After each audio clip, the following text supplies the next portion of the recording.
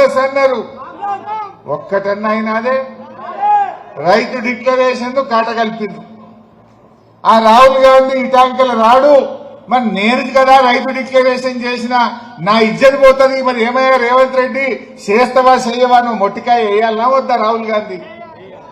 ఈయన ఇచ్చే సంచులకో మూటలకో ఆయన పెదవులు మూసిండు రాహుల్ గాంధీ. ఆయన బంద్ చేసిండు, అడుగులు లేదు. ఇవాళ రైతు డిక్లరేషన్ కాట కలిసింది. గవర్నమెంట్ వచ్చింది, రాగానే రుణమాఫీ చేస్తాము అన్నారు. మొదటి సంతకమే రుణమాఫీ అన్నారు. రేవంత్ రెడ్డి ఇట్లా వట్టిగా ఏ ఊరికి పోతే ఆ గుడి మీద ఒట్టు పెట్టిండు. యాదాద్రి లక్ష్మీ నరసింహస్వామి మీద పెట్టిండు, భద్రాద్రి రాముల వారి మీద పెట్టిండు, మెదక్ చర్చి మీద పెట్టిండు. ఈడేమిటి గుడి పెట్టిండు ఈ జిల్లాలో? యాడికి పోతాడా? యాదగిరి లక్ష్మీ నరసింహస్వామి మీద పెట్టిండు. ఏ ఊరికి పోతే ఆ ఊర్లో దేవుడు కనబడితే ఇక పాపం ఒట్టు పెట్టుడే. ఇక ఏం చెప్పిండు పార్లమెంట్ ఎన్నికల్లో? 15 ఆగస్టు కల్లా రుణమాఫీ పూర్తి చేస్తా అని 101 దేవుళ్ళ మీద ఒట్టు పెట్టిండు. అయిందా రుణమాఫీ? ఇప్పుడు ఆ రైతు చెప్పిండు మాకు, ఇప్పుడు సార్ నాకు రుణమాఫీ కాలేదు అని చెప్పిండు. ఇవాళ దేవుళ్ళ మీద ఒట్టు పెట్టి రుణమాఫీ కాలే. ఈడ కూడా కెనరా బ్యాంక్ అనుకుంటా, చాలా మంది కెనరా బ్యాంకు నుంచి నేషనల్ బ్యాంకులు విలీనమైతే అకౌంట్లు విలీనం కాక నల్గొండ జిల్లాలో కూడా చాలా మంది రైతులకు 2 లక్షల లోపు కూడా రుణమాఫీ కాలేదు. ఇక 2 లక్షల మీదున్న వాళ్ళకు మీది పైసలు కట్టుండ్రి, నేను 2 లక్షలు చేస్తా అన్నాడా? ఆయన మాట నమ్మి కట్టిన పాపానికి ఎవ్వలకు కూడా రుణమాఫీ కాలేదు. ఇవాళ ఈ రాష్ట్రంలో 40% రుణమాఫీ అయింది, 60% ఎగబెట్టిండు రేవంత్ రెడ్డి. మొన్న అసెంబ్లీలో అడిగినాం, ఏమైందా రుణమాఫీ, ఇంకెప్పుడు చేస్తామంటే అయిపోయింది రామ్ రామ్ అంటుండు. బిడ్డ నువ్వైతే ఎప్పుడన్నా ఓట్లకు రా, నీ సంగతి చెప్తారు మా రైతులు ఊర్లో పోన్నా అని చెప్పిన. అంటే రుణమాఫీని ఆగం చేసిండు. రైతు భరోసా 15,000 అన్నారు.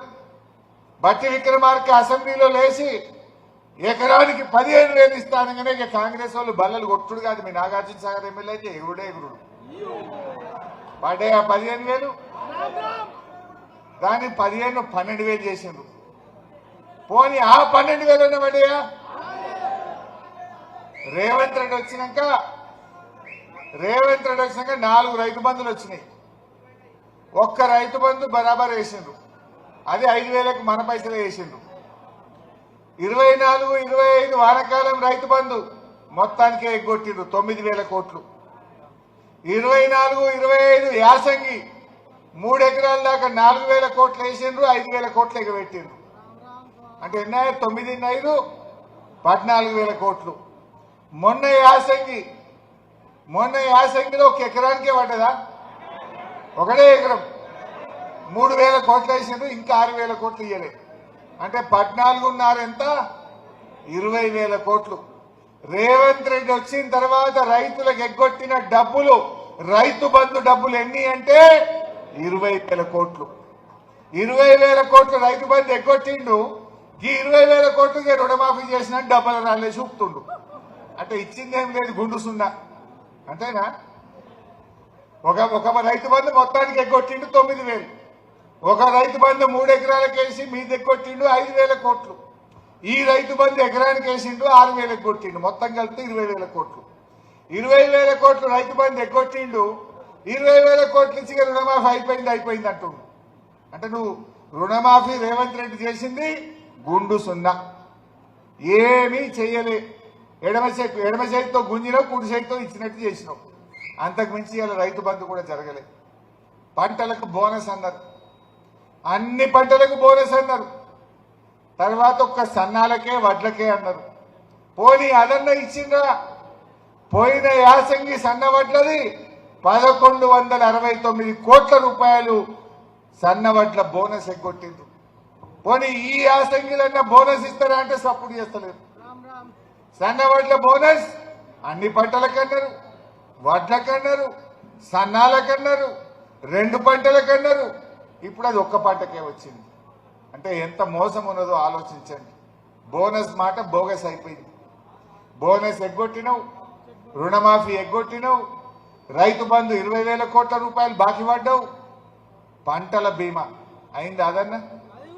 మొదలేమన్నారు, ప్రైమ్ మినిస్టర్ ఫసల్ బీమా చేస్తామన్నారు. రెండవ బడ్జెట్కి వస్తే పటిష్టమైన పంటల బీమా అన్నారు. మూడవ బడ్జెట్కి వస్తే బీమాని ఎగరగొట్టేసింది. మొదటి బడ్జెట్లో పిఎం ఫసల్ బీమా, రెండవ బడ్జెట్లో పటిష్టమైన పంటల బీమా, మూడవ బడ్జెట్కి వస్తే ఏ బీమా లేదు పో అన్నారు. గుండు సున్నా. పంటల బీమాకు రామ్ రామ్, పంటల బీమా కూడా ఎగ్గొట్టేసింది. ఒక్కటి కూడా రైతాంగానికి ఇచ్చిన ఏ ఒక్క మాట కూడా నిలుపుకున్నటువంటి ప్రభుత్వం ఇవాళ రేవంత్ రెడ్డి ప్రభుత్వం. ఇవాళ దయచేసి ఆలోచన చేయండి. రైతులకు నిజంగా కేసీఆర్ గారు ఆనాడు మిషన్ కాకతీయ పెట్టి చెరువులు తవ్వించండి. మీ నాగార్జున సాగర్ లో లెవెల్ కెనాల్ ను పూర్తి చేసి 50,000 ఎకరాలకు నీళ్లు ఇచ్చినాం. నాగార్జున సాగర్ కెనాల్ మోడర్నైజేషన్ చేసి లిఫ్టులన్నీ బాగు చేసింది నాటి కేసీఆర్ ప్రభుత్వం. ఎన్నో కార్యక్రమాలు చేసినాం. కానీ వీళ్ళు ఏడ కమిషన్లు వస్తాయని చూసుడే, అంతే తప్ప రైతులు పట్టే పరిస్థితి లేదు. ముఖ్యంగా నేను కార్యకర్తలకు, బీఆర్ఎస్ కార్యకర్తలకు నేను చెప్పేది ఒకటే, ఏమనంటే 4 కేసులు పెట్టరేమో పెట్టుకొని ఏమవుతుంది, వాళ్ళకు వడ్డీతో సహా ఎట్లా చెల్లించాలో చెల్లిద్దాం, బరాబర్ ఎవరిని విడిచిపెట్టేది లేదు. ధైర్యంగా ఉండండి. క్లియర్గా అయిపోయా, సగం అయితే అయిపోయింది, 2.5 ఏళ్ళు అయిపోయింది.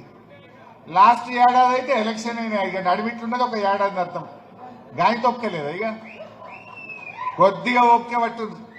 ఇది జగిత్యాలైనా, నాగార్జున సాగర్ అయినా, కరీంనగర్ అయినా, ఖమ్మం అయినా అందరు చెప్తున్నది ఒకటే, మళ్ళొచ్చేది కేసీఆర్, మళ్ళొచ్చేది బీఆర్ఎస్.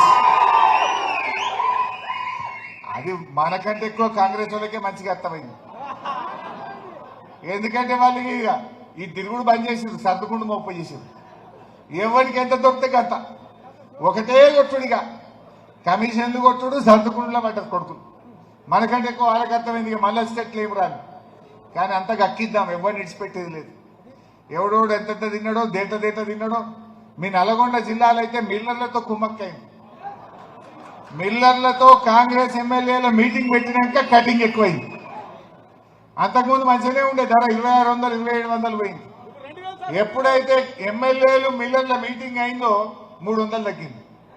తగ్గిందా లేదా? అరే మంత్రులు ఎమ్మెల్యేలు కలిస్తే రైతుకు రూపాయి పెరుగుతుందా తగ్గుతుందా? కానీ ఈ నల్గొండ జిల్లా స్పెషల్, ఎమ్మెల్యేలు మిల్లర్లు మంత్రులు మీటింగ్ పెట్టిండ్రు, తెల్లారికెళ్ళి 300 రూపాయలు కటింగ్ పడ్డది. మరి ఆ పైసలు ఎవరి జేబులలో పోతున్నాయి, యాడికి పోతున్నాయి? ఇదా ఇవాళ కాంగ్రెస్ చేసేది? దయచేసి మీరు ఆలోచించండి. మేము హెచ్చరిస్తా ఉన్నాం, ఇక్కడి నుంచి తక్షణమే వడ్ల కొనుగోలును ఎలాంటి తరుగు లేకుండా కొనుగోలు చేయండి. రైతులకు మద్దతు ధర వచ్చేటట్టు చేయండి. యాసంగికి బోనస్ చెల్లించండి. లేదంటే బీఆర్ఎస్ పార్టీ రైతుల పక్షాన పెద్ద ఎత్తున ఉద్యమం చేయాల్సి వస్తుందని కూడా ఈ సందర్భంగా హెచ్చరిస్తూ, ఈ 46 డిగ్రీల ఎండలో ఇంత పెద్ద ఎత్తున వచ్చి స్వాగతం చెప్పిన మీ అందరికీ పేరు పేరున కార్యకర్తలకు ధన్యవాదాలు. మా నోముల భగత్ బాగా కష్టపడుతున్నాడు.